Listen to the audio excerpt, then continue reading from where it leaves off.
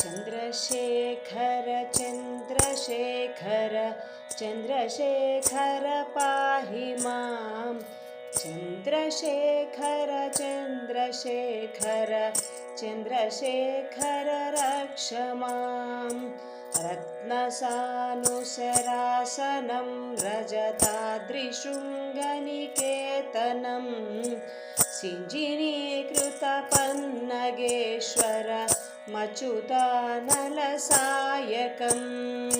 क्षिप्रदग्धपुरत्रयं त्रिदशालयैरभिवन्दितं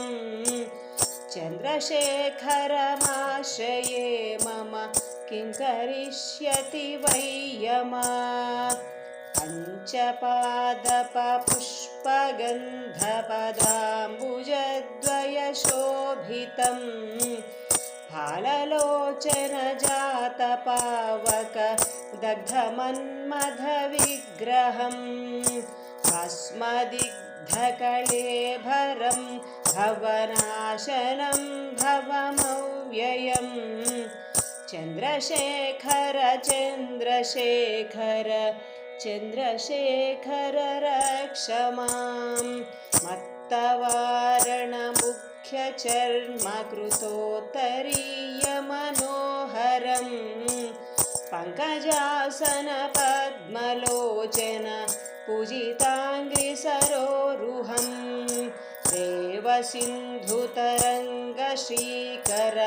सिक्तशुभ्रजटाधरं चन्द्रशेखर चन्द्रशेखर चन्द्रशेखर पाहि मां यक्षराजसखं भगाक्ष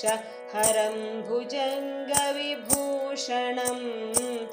शैलराजसुतापरिष्कृत चारुवामकळेबरं क्षीलनीलगलं परश्वध धारिणं मृगधारिणं चन्द्रशेखर चन्द्रशेखर चन्द्रशेखर पाहि मां कुण्डलीकृतकुण्डलीश्वर कुण्डलं वृषवाहनं नारदादिमुनीश्वरस्तुत वैभवं भुवनेश्वरम् अन्धकान्तकमाश्रितामर पादपं शमनान्तकं चन्द्रशेखर चन्द्रशेखर चन्द्रशेखर रक्ष मां भेषजं भवरोगिणामखिलापदामपहारिणं दक्षयज्ञविनाशनं त्रिगुणात्मकं त्रिविलोचनं भक्तमुक्तिफलप्रदं सकलाघसङ्गनिबर्हणं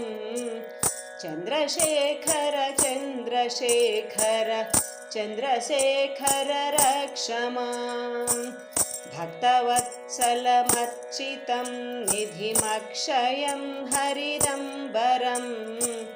सर्वभूतपतिं परात्परमप्रमेयमनुत्तमं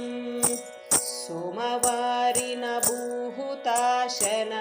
सोमपाज्यखिलाकृतिं चन्द्रशेखर चन्द्रशेखर चन्द्रशेखर पाहि मां विश्वसृष्टिविधायकं पुनरेव पालनतत्परं संहरं तमपि प्रपञ्चमशेषलोकनिवासिनं क्रीडयन्तमहर्निशं गणनाथयूधसमन्वितं चन्द्रशेखर चन्द्रशेखर चन्द्रशेखर रक्ष मां मृत्युभीतमृकण्डुसूनुकृतस्तवं शिवसन्निधौ यत्र कुत्र च यः पठेन्नहि तस्य मृत्युभयं भवेत् पूर्णमायुररोगतामखिलार्धसम्पदमादरं चन्द्रशेखर एव तस्य ददाति मुक्तिमयत्नतः चन्द्रशेखर चन्द्रशेखर